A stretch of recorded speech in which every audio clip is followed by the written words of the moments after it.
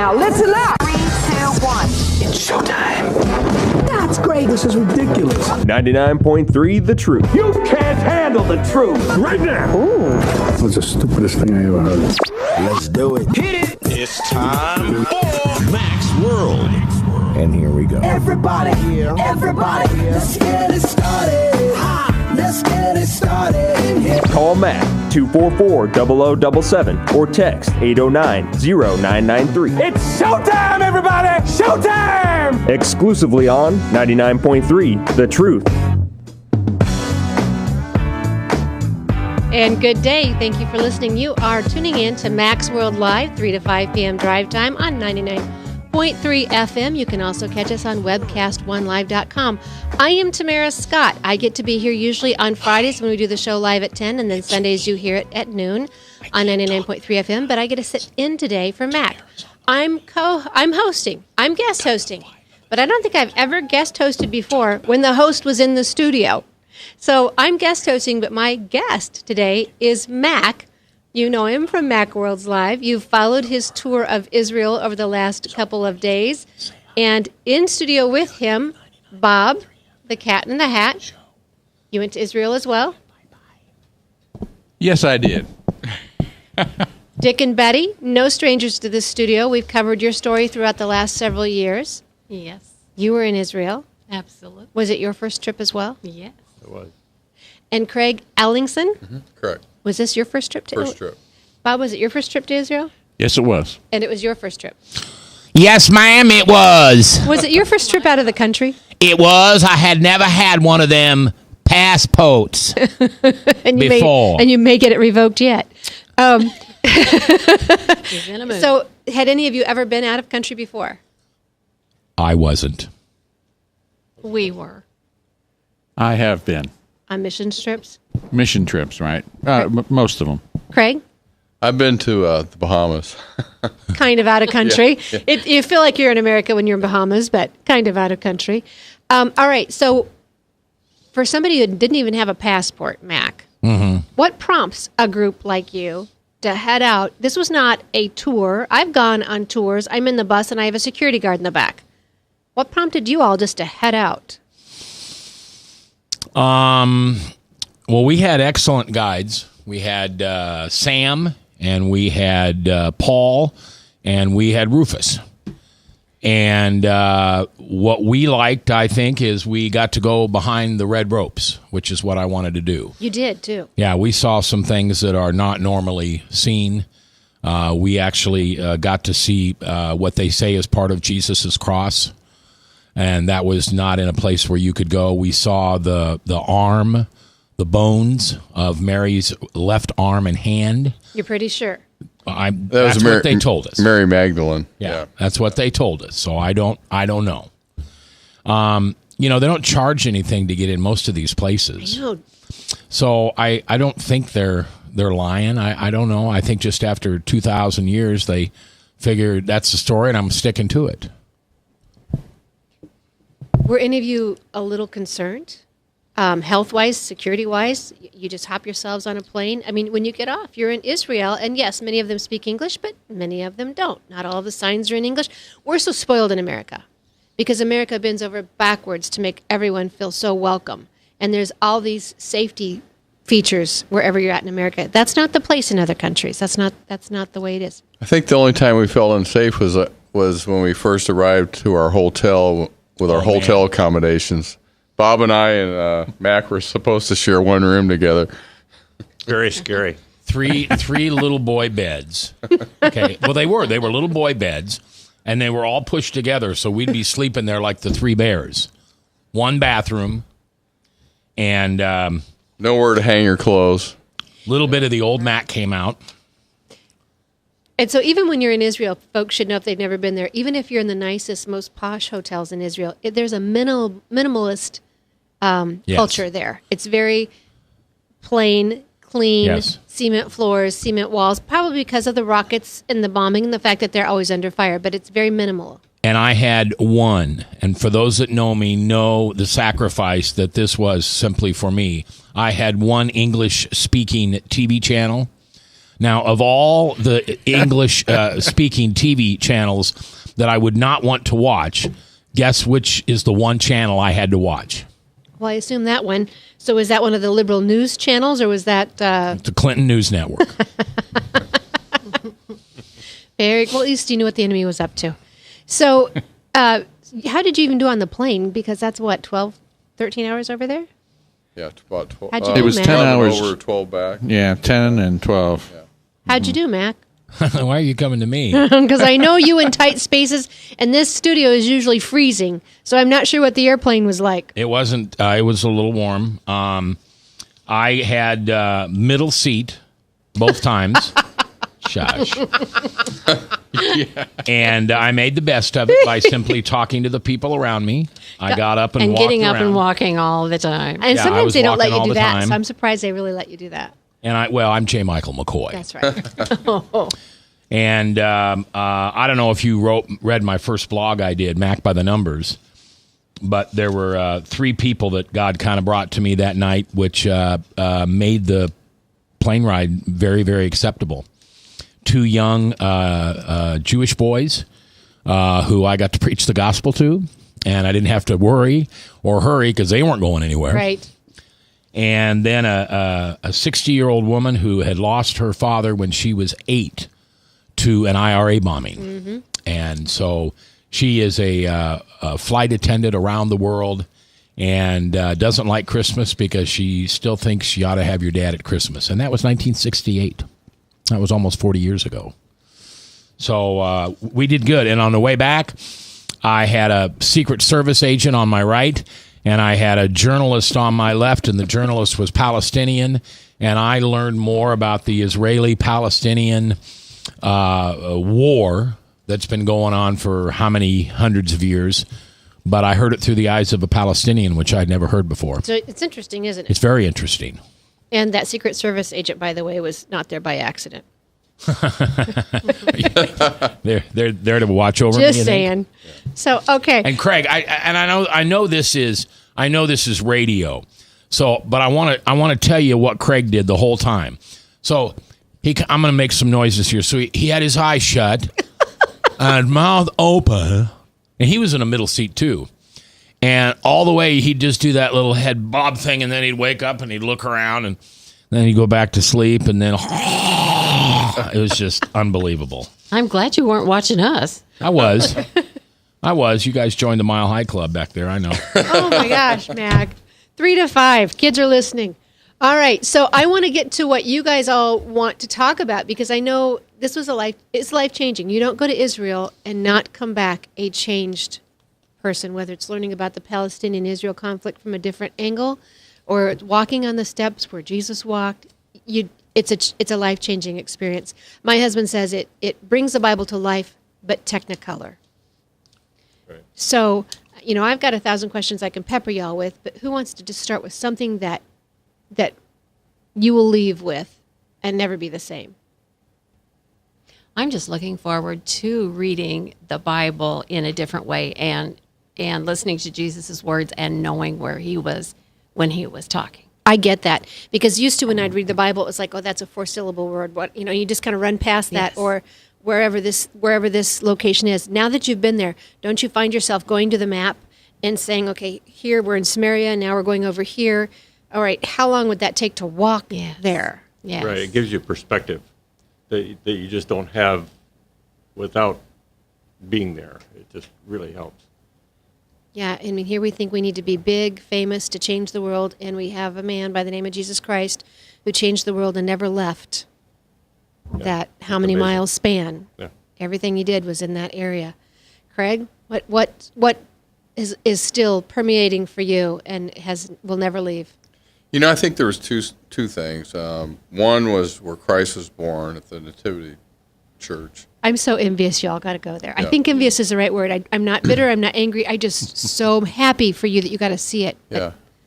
And it was at the outskirts of Bethlehem because King Herod was looking to kill all the children up to 2 years old because he was looking for Christ. And so they hid him. He was born in a cave. And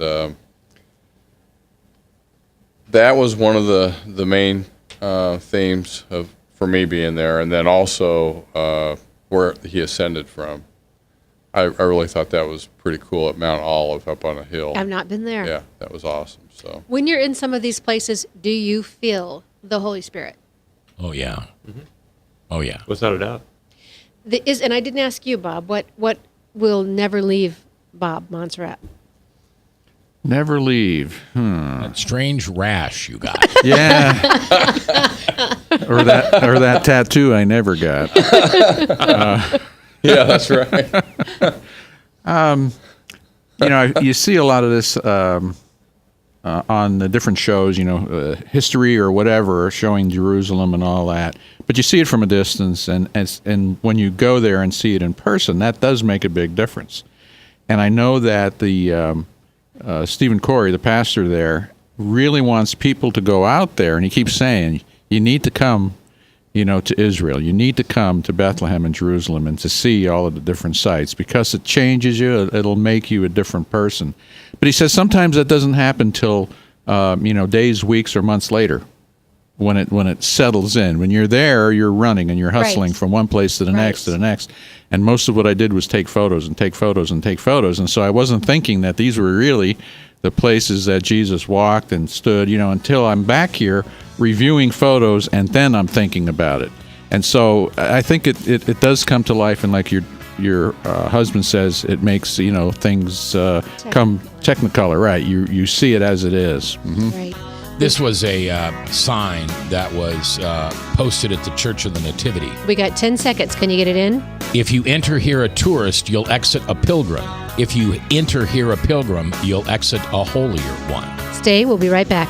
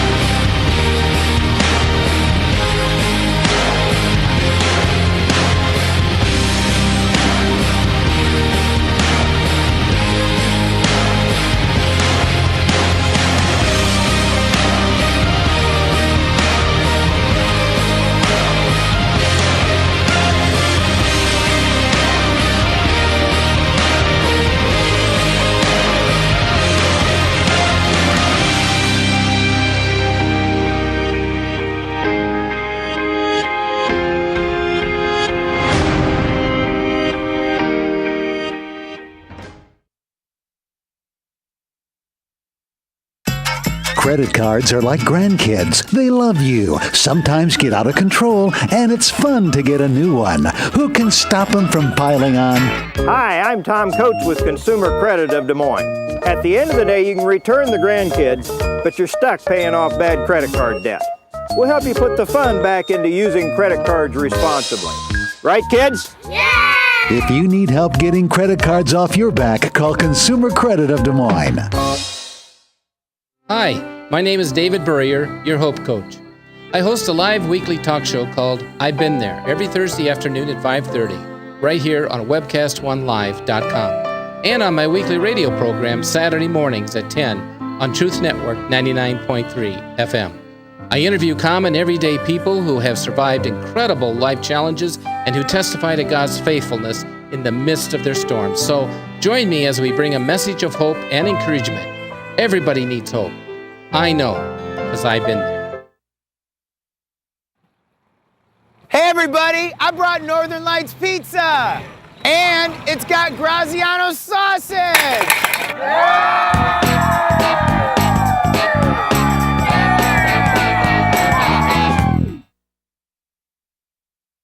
Rock and Prevention is celebrating 25 years of creating a caring community. We want to say thank you to the tens of thousands of Rock High School mentors that have carried our message of health, love, and encouragement to over 1.5 million children, teachers, and parents. Our mentors teach children methods and skills to prevent bullying and drug use. Thank you to all the school administrators, teachers, and counselors for their opportunity to serve you. Rock on, fair citizens. Rock on. This is Pat McManus for Rock and Prevention, the Richard O. Jacobson Foundation, and this station. From the RE/MAX Real Estate Concept Studios, this is Webcast One Live. From the RE/MAX Real Estate Concept Studios, this is Webcast One Live. I can only imagine what it will be like when I walk by your side. And thanks for staying tuned. You're listening to Max World Live, 3 to 5 p.m. on 99.3 FM and webcast1live.com. I am Tamara Scott, getting to sit in as the guest host while the real host is here as a guest. Wrap your head around that. Mac is here with his friends Craig Ellingson, Dick and Betty Odegaard, and Bob, Cat in the Hat Montserrat. It is the Team Israel that just got back. When you were there, you went to be with Pastor Stephen Corey, who I've met, who I've interviewed, just a great individual.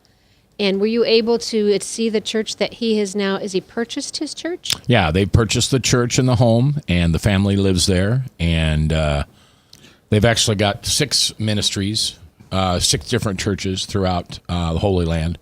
But we went to the Christmas Day service at his church. Right, and that was at his father's church, Stephen's father. I'm sorry, correct. Right. Stephen's father. I don't know about Stephen's church in Jerusalem. He said that they had the land purchased and they were in the process of getting the plans for the church. But it wasn't built yet. They had one there that they rented, but then they abandoned that one because of persecution. Right. And for those who don't know the story, Stephen Corey's family has suffered a great deal of persecution, physical beatings. His father was shot, and still they keep bringing the gospel to their Arab friends, to Arab family members. And Stephen himself has been beaten up several times. Many times. But the lot where they have the land, where they're trying to build, isn't it in the Arab corridor in Jerusalem?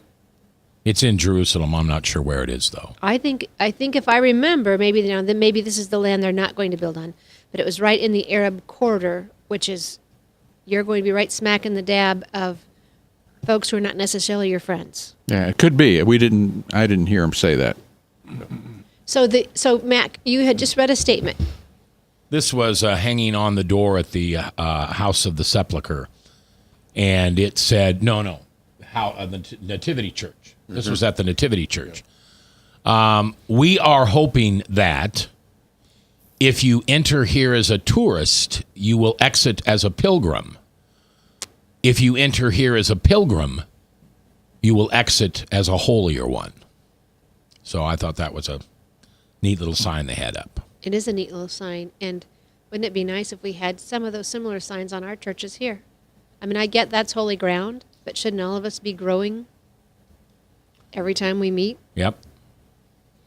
All right. Well, I think you've given Mac an idea, so it'll probably be posted somewhere I'm waiting here for in it. the future. Right above, shock me, say something intelligent. Hey, did you see my new sign over here? I saw it, but I haven't got time to read it yet. Lord, keep your arm around my shoulder and your hand over my mouth. Yeah, I saw that. How's that working, Mac? It's for Frank. That's for Frank.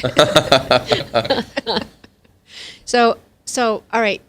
What other things did you see that the rest of us in America don't ever hear about on the news or in our tour groups? We don't get to go behind those red ropes. People carrying machine guns. Oh, we do see that. The IDF, the Israeli Defense Force, and everybody there is forced to serve, and I don't agree with that here in America. We're in a different setup. First of all, our country isn't such that somebody can bomb us at any time from any border, and when we became a country, all of our neighbors didn't attack us within the first 6 hours like they did Israel. So it's a little bit different, but I see why, being a young country, they have to do that, and it works for them. And so even after they're out of the military, they still have their weapon with them, don't they? And they have to be ready to serve for so many years. Yeah, our motel room window was right over a compound. We could look across the wall and see a military compound, and see the soldiers going back and forth to their bunks and to their kaibos and that sort of thing, and their machine gun never left them. Never leaves them. Women and men. And the thing about the women, if you'll see photos that you see of their defense fund, the women are very feminine. For being military, they're still very feminine. Here in America, we tend to think that women need to be, we fight for that macho equality thing, but there, the women who serve are very beautiful, very feminine, at least the ones that I saw. Yeah, I noticed that too. So you went to the Wailing Wall. I saw you down there. Yep. What was the impression you got when you went there? That was a big deal to me. I've always been a God guy, and I've only had Jesus in my life for about 7 years. And so I always said I had a little Jewish in me because I appreciate the Old Testament or the previous Testament and some of the Jewish laws as well as some of their customs. And so for me to take my cross and put it on the wall, lean it up against the wall, and then my face up against that, and talk to Papa the way I did, it's pretty cool. I mean, there's nothing in this town or that I've ever seen before that would be as cool as praying at the Wailing Wall. Anybody And else? it's huge. You thought it was huge? See, I thought it was smaller than I thought. But you thought it's tall. It's incredibly tall. Probably, 6 stories tall, maybe? Mm-hmm. Yeah. At least, yeah. And the Rock of the Dome is up on top of that Wailing Wall. And Christians are no longer allowed to go up there. Right. Unless you have some sort of special privilege. And let's remember, we'll be talking to our next guest at 4:30 about this, Bob Fritsch with WatchmenForZion.org. The Muslims have no hold. There is Muhammad, Allah were never there. And yet they have taken over the Dome of the Rock as if they have some right to it. Yeah.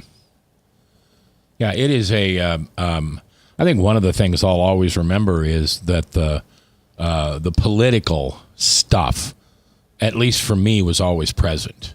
Now, I don't know about you guys because, I think about the politics, but I got a few minutes with Bibi Netanyahu. I'm so that one I am envious, just flat out jealous envious. Have you washed your right hand? Yes, I have. Thank you. I have a greater understanding of what's going on now there for Israel as well as for Palestine. Mm-hmm. But it's a war zone. Just nobody shot a gun while we were there. We'd walk out of our front door of this luxury hotel. I guess it was luxury for them. It wasn't very luxurious for us. And you're standing in front of the wall. I don't mean the Wailing Wall. I mean the wall. Right. You drive around, you see settlements on every hill, and eventually what they're going to do is they're going to just keep all the Palestinians either inside Bethlehem or make it so difficult to get in and out of Bethlehem that they won't come anymore. There's two sides to that, and if Palestinians would police their own, and quit lobbing rockets or teaching their children to hate, the Israelis would welcome them. The Israelis have welcomed so many people. When you go into Jerusalem and it's 4 quarters, I'm unsure how so many different beliefs can even coexist right there. But they do. Yeah, they do. And as I understand it, there are, in Jerusalem or in Israel, almost 2 million Palestinians that are residents there in Israel, that are Israeli residents, that are benefiting and doing well there. So, those that are there are doing well. But those, the other thing I noticed is that obviously the Palestinian people that we were dealing with were Christian people. It's a huge difference. And I know that they have a feeling of being, in a sense, abandoned by the Christian community in the United States because, and you can correct me if I'm wrong, but they were feeling like many of the funds and money was going to Israel, and they, as Christians there in Bethlehem, as Palestinian Christians, were kind of neglected in general. And so that's exactly right. Their feeling is also that, they have to win Muslims to the Lord.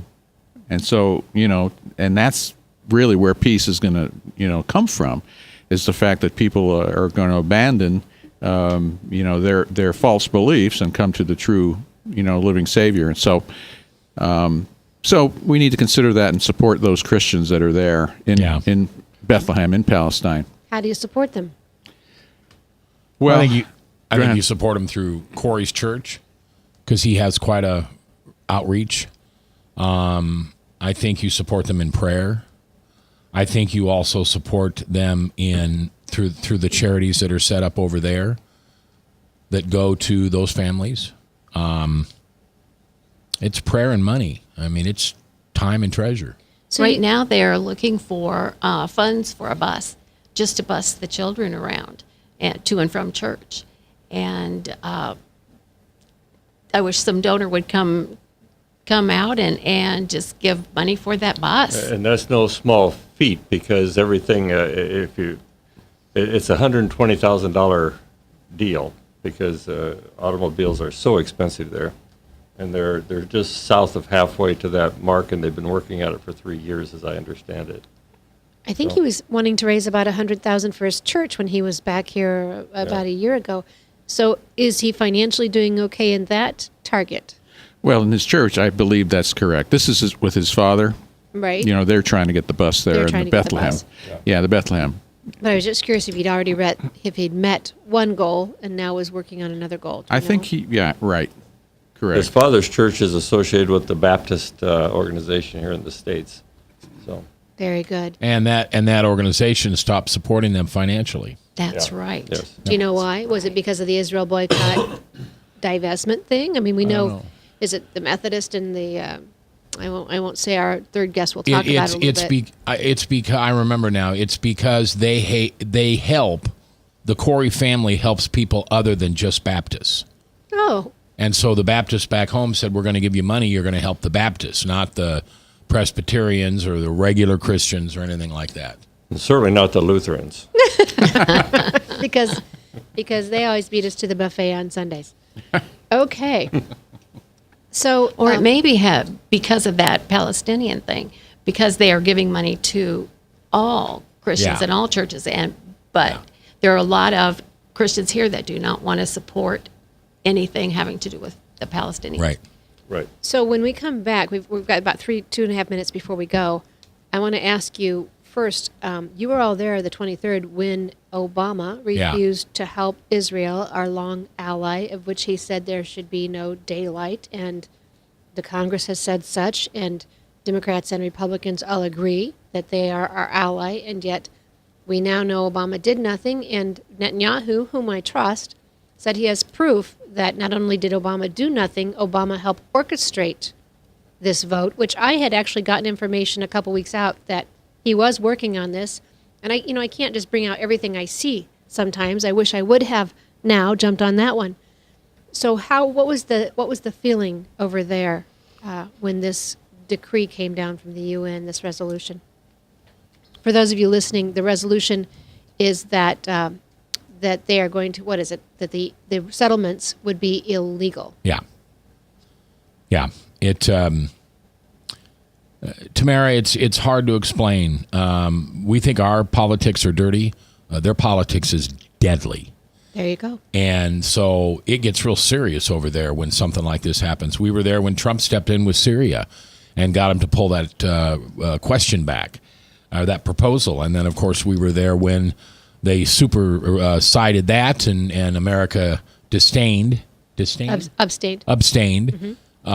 And completely reversed it. So Obama's showing his true colors as we get here to the end of his term. It's like a tantrum leaving office. Yeah. It's like the toddler being pulled out of the room for misbehaving, and he's just throwing every tantrum he can on the way out the door. Yep. So we have just a few minutes left. We'll go to break. We'll come right back. But when we come back, you just mentioned about the politics. I want to talk about that. I want to also talk about when you're there, you all know this is where Jesus walked. And yet you have people there who will know it. They talk about it. They talk about the history of it. And yet they haven't surrendered to the relationship of it. I want to talk about that when we come back. Tamara Scott sitting in for Mac, who's right across the table sitting away from me. We'll be right back after these messages. Stay tuned. Northern Lights Pizza's amazing garlic butter makes amazing breadsticks. Now available in 12-ounce bottles at Northern Lights, Hy-Vee, and Graziano's. Northern Lights Pizza. I'm Brian Leach, owner of Service Legends, and my position is Chief Talent Officer. I'm Nicholas Wonderscheid. I am Bernie Homs. And I'm the Service Manager. Marketing Director and Client Relations Manager. Everything that we do is about ensuring that we exceed your expectations. Our clients are important to us. 100% satisfaction. We're not just focused on heating and cooling. That's the easiest part of our job, actually, is fixing furnaces and air conditioners. Everyone that we come in touch with, we want to improve lives. Bottom line is, we've got our installation guarantees, 25% energy savings guarantee, comfort guarantee, temperature selection guarantee, property protection guarantee. 100% satisfaction guaranteed. Fixed raters free. All of those guarantees are backed up with a 100% money back guarantee to hold ourselves accountable to making sure that you get what you're after. Just fixing the problem today. If they have another problem 5 days down the road, it's still fixed right or it's free. We use what's called straightforward pricing. Our technicians are going to give you an exact to-the-penny price on what it's going to take before they move forward with any repair. That way you know what to expect. It's the same price every day. No surprises. If you get off work at 5 o'clock in the afternoon, you come home, you realize that, oh, my furnace is broken. Now you need to call somebody out that night. You shouldn't have to pay more for that. We're guaranteeing service 24/7. We run afternoons, evenings, nights, weekends. We're staffed to work that. Phone rings at 3 in the morning. You'll get one of our representatives answering the phone every time. We're not sending you out to Timbuktu in some call center. It's our Service Legend team members, our mission control team. I'll take a call anytime. And then they answer the phones the same way during the day as they do at night. It's a great day at your service company. How can we make you smile? That's the only way to provide true 24-hour service. When you're able to let somebody actually live in their home safely when they weren't able to do that before, where they don't have to stay up at night and worry about, is the heat going to come back on? Are we going to freeze the pipes? Is the baby in the room next door going to be sick because they got too cold? When you're able to help somebody overcome challenges like that, that's impacting a life. That makes a difference. I get goosebumps thinking about it. I love the team. I love the people that I work with. We have fun, but we work hard. I call them my ambassadors of legendary service. If you could just envision what that is, that's who we're sending to your home. They literally will call in, pick up the phone and call and say, hey, I want to talk to your manager. And I get on the phone, they're like, that technician that was at my house was the greatest technician ever. That's cool to me. We want to brighten people's days. Every person that we have going into the house has gone through an extensive background check. Drug testing, we have a very thorough interview process that 1 out of 140 people make it through. If we promise you something, that's what you're going to get, no matter what. We're here when you need us to protect the safety and comfort of your family. If you're not happy, we're going to make it right. If we're willing to put 100% money back guarantee on what we do, what type of work do you think we do? Give us a call. We're there for you 24/7, 365 days a year. Enough said. From the RE/MAX Real Estate Concept Studios, this is Webcast One Live. I know your heart been broke again. I know your prayers ain't been answered yet. I know you're feeling like you got nothing left. Well, lift your head. It ain't over yet, ain't over yet. So. And I'm in studio with Matt. I am Tamara Scott, sitting in for Matt, who's sitting over in the other chair as a guest because he's just returned from Israel. Sitting next to him, Craig Ellingson, who was on the trip as well. Dick and Betty Odegaard, Bob, Cat in the Hat, Montserrat. All of you were on the trip. You were there Christmas. I just can't imagine getting to be in Israel at Christmas. Betty, you just mentioned you were in the city of Jerusalem, and you could look up in the windows and see people. Yeah, we were within the walls of the old city of Jerusalem at sundown.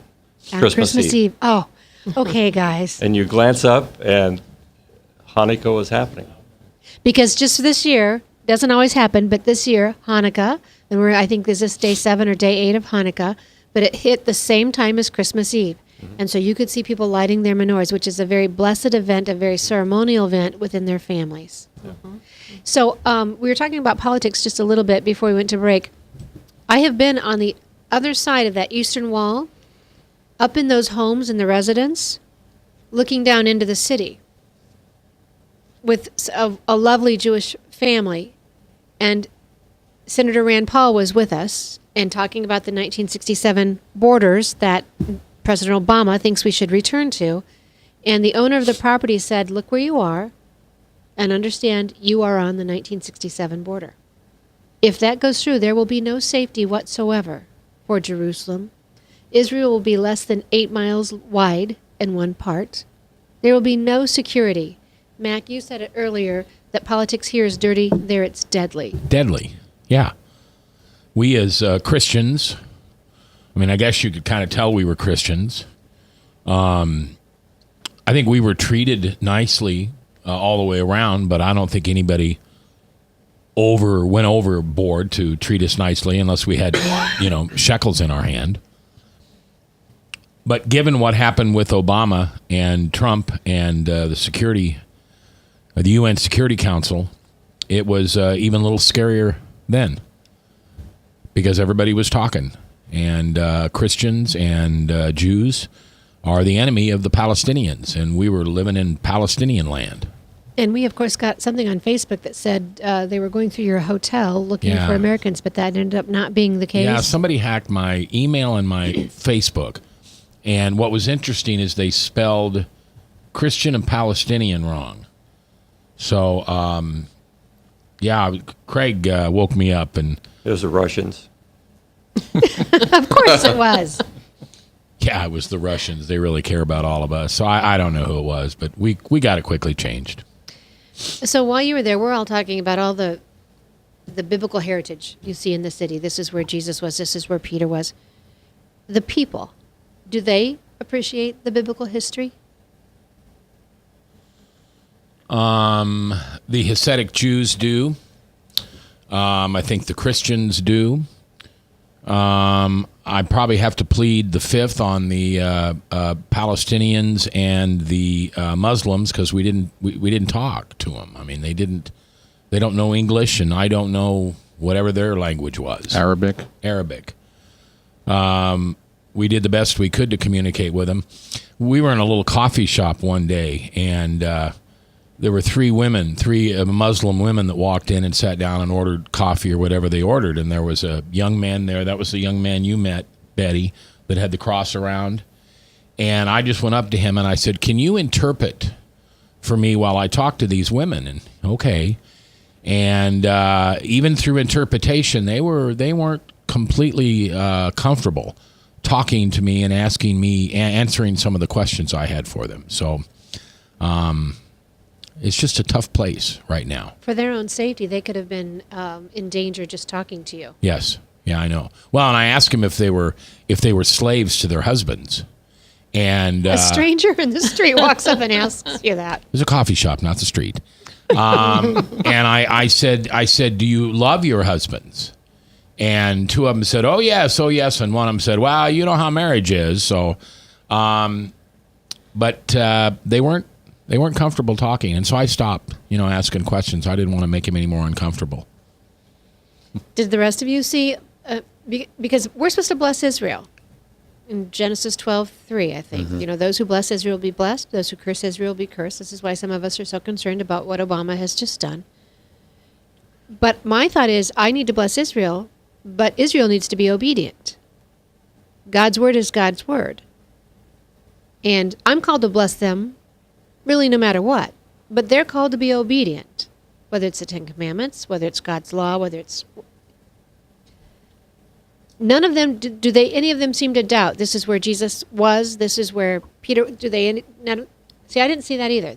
None of them doubt. You come to America, yeah. I talked to a Palestinian reporter one time, and he said, "I feel safer here than I do in your country when I talk about Israel on your campuses." Oh, really? You're very hostile towards Israel. They don't doubt the history, the biblical history, but they also don't relay or coordinate or connect to the relationship and the obedience they should have today. Do you see that? Yeah, we didn't get a chance to really talk to many Jews out there, really, because we were with the Palestinians. We had a tour guide that was living in Israel, and he knew a lot of the history, of where we were going to see. But, that's big business out there. Right. I mean, tourism is the only thing that really keeps Bethlehem going in the Palestinian is tourism in that area. So, and even with many people, their occupation is tour guide. Many people are doing that because that's how they make their living. So they depend on us tourists. So they know a lot of the history of the story, but that's about it. I mean, don't think they know the history of the relationship. No, that's the thing. They know about and then the thing that I saw was that the people that were there from all over the world, I mean, we heard so many different languages when we were walking the streets there, but they were, in my opinion, worshiping the stones, the rocks, the places, and touching them, and trying to, I don't know, get closer to God by touching places. I'm just saying that, so that there wasn't a relation. It was almost to me like, and I don't know if I should say it, but like idol worship. You're worshiping the places and not our great hope, not the Lord. himself. I know exactly what you're saying, because I was very cautious about that when I went to the Wailing Wall. My God will meet me no matter where I am. My God meets me when I call on him. I don't have to go to a place. And that's the beauty of Christianity. We don't have to walk across glass. We don't have to cross fire. He meets us where we are. And yet I'm so thankful that those geographical locations are there for the doubters to prove history, to prove the Torah. Point of reference, you bet. I'm thrilled that they're there. Yeah, the population over there, only 2% are Christian, so most all the Jews they just believe in the Old Testament. So it's really, they just believe Jesus was a teacher or a prophet, or, he wasn't the Messiah, so they still believe he's going to come. So we, like Bob said, we didn't get a chance to talk to very many Jewish people, but I believe the people that were there to see the sites, like we were believed in Christ, So that was my thought. So, and however, but not all of them, because when we were at the Wailing Wall, there were some kids. I would say they were in their 20s, and they were just having a party there. They were videotaping each other and trying to create some kind of video, which was not related at all to the Wailing Wall. So I was surprised by the irreverence. I'm surprised at that, because they were careful with us on photos, on how we behaved. And I did go there at Shabbat one time, and they wouldn't even allow us to take photos during Shabbat. Everybody comes in their finest of garbs, and you see the difference between the Orthodox Jews and, the variety of Jews levels, just like any other faith. And we were not even allowed to take photos. So we've got to go to a break. I see we're coming back in. We come back, we'll have just a few minutes left to I want to make sure that if there's something that each of you want to get out to the listeners, I want you to have that opportunity. So we'll be right back after this. I am Tamara Scott in the studio with the team, just turning from Israel over Christmas. You're listening to Max World, not Truth for Our Time, Max World Live, 3 to 5, 99.3 FM from Webcast One Live Studio. Stay tuned. From the RE/MAX Real Estate Concept Studios, this is Webcast One Live. Credit cards are like grandkids. They love you, sometimes get out of control, and it's fun to get a new one. Who can stop them from piling on? Hi, I'm Tom Coates with Consumer Credit of Des Moines. At the end of the day, you can return the grandkids, but you're stuck paying off bad credit card debt. We'll help you put the fun back into using credit cards responsibly. Right, kids? Yeah! If you need help getting credit cards off your back, call Consumer Credit of Des Moines. Rockton Prevention is celebrating 25 years of creating a caring community. We want to say thank you to the tens of thousands of Rock High School mentors that have carried our message of health, love, and encouragement to over 1.5 million children, teachers, and parents. Our mentors teach children methods and skills to prevent bullying and drug use. Thank you to all the school administrators, teachers, and counselors for their opportunity to serve you. Rock on, fair citizens. Rock on. This is Pat McManus for Rockton Prevention, the Richard O. Jacobson Foundation, and this station. Northern Lights Pizza, your home of the tasty crust. Our garlic butter sauce now available in 12-ounce bottles at Northern Lights, Hy-Vee, and Graziano's. Northern Lights Pizza. Hi, my name is David Burrier, your Hope Coach. I host a live weekly talk show called I've Been There every Thursday afternoon at 5:30, right here on webcast1live.com, and on my weekly radio program Saturday mornings at 10 on Truth Network 99.3 FM. I interview common everyday people who have survived incredible life challenges and who testify to God's faithfulness in the midst of their storms. So join me as we bring a message of hope and encouragement. Everybody needs hope. I know, because I've been there. From the RE/MAX Real Estate Concept Studios, this is Webcast One Live. From the RE/MAX Real Estate Concept Studios, this is Webcast One Live. All my life I had big dreams to do big things and make a change. And all the while I just And you're listening to Max World Live, 3 to 5 p.m. Thanks for joining us on 99.3 FM. I'm in studio with the team. Dick and Betty, Bob, Craig, Mac, they all just returned from Israel. They were there over Christmas, and if you're like me, you're trying very, very hard. You're very happy for them, but you're a little bit jealous that you didn't get to go with. I just have to say it. I'm just so thrilled you all got to be there. Betty, we were talking, some of us, as we went to that last break, that some of the folks maybe go to see these events as if the beauty is the event, is the geographical location. And you know what?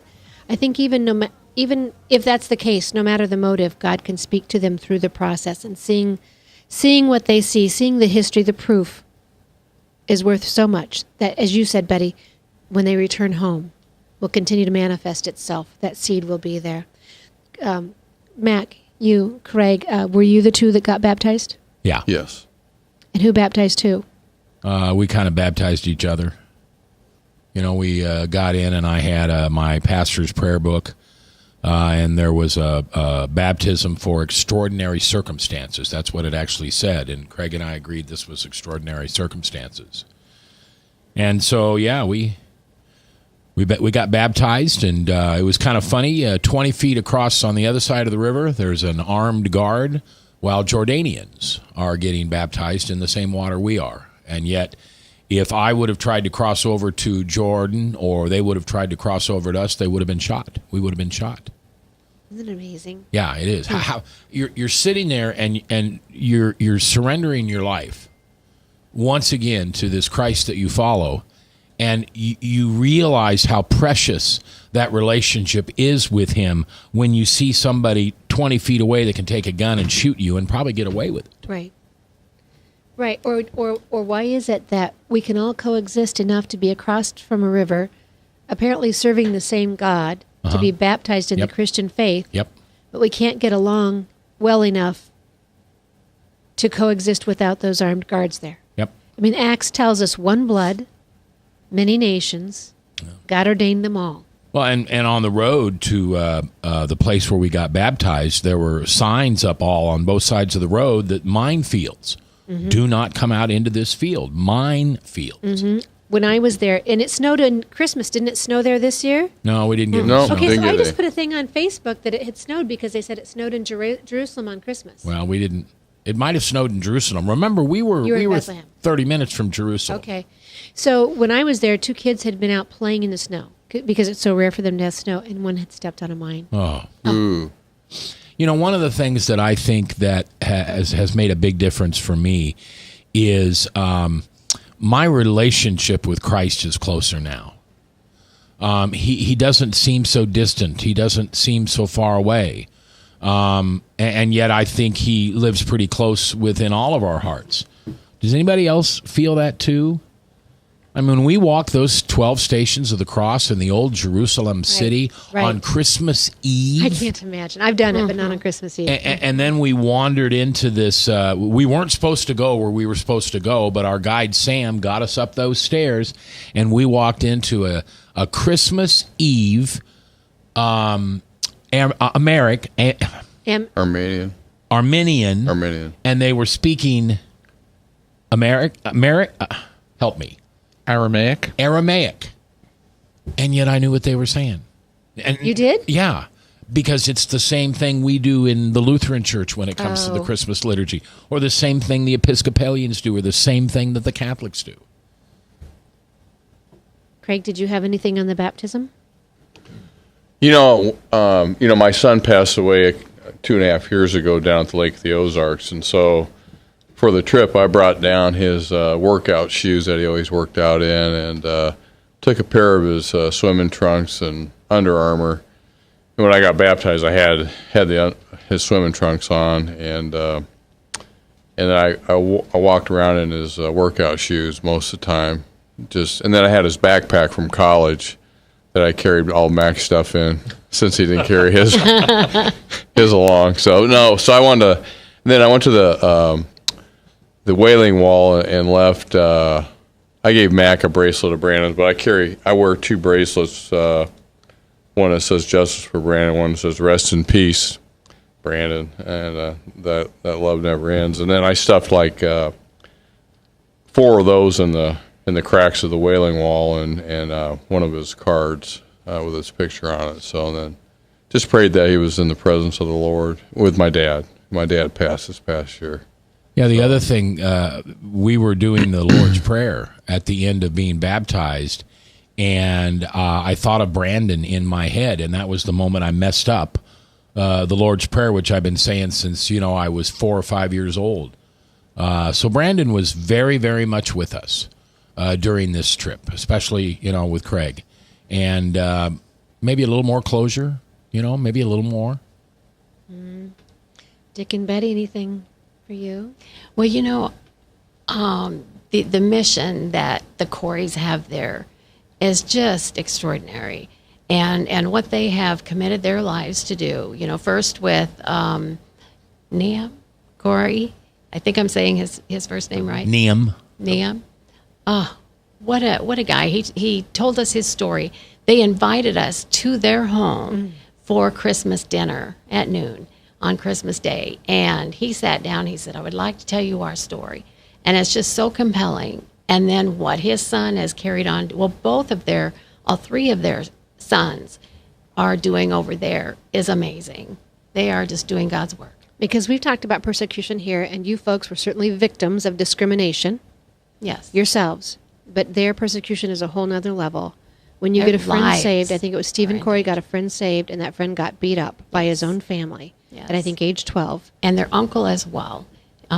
Neam Corey was one of, I think, 10. And finally, his brother was saved. And then shortly after that, his life was taken. Bob, you know the time we've got to be out of here? You have something to fit in between that? Yeah, I should also say that I was able to leave with them one of the chlorine-producing units from SWIM. Oh, great. Safe Water International Ministry, so I had a chance to introduce that into that country. And so they have that, and we'll see what they do and how they use that. But it was also part of the trip and part of the reason that we raised money to take those filters. Help that. Yeah. Thank you all for being here. May the steps that you took in Israel continue to grow and take place and firm footing in your hearts the rest of this year and this new year in 2017 as you go out and be even a greater force for Him and His glory. Stay tuned. We'll be back with more right after this.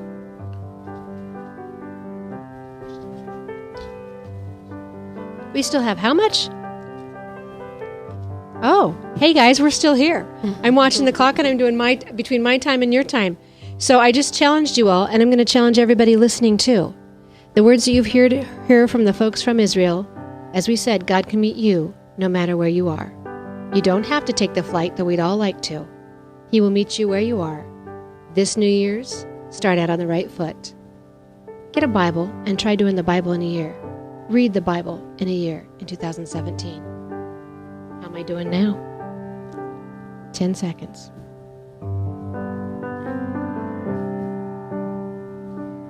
Everybody out there, you've been challenged.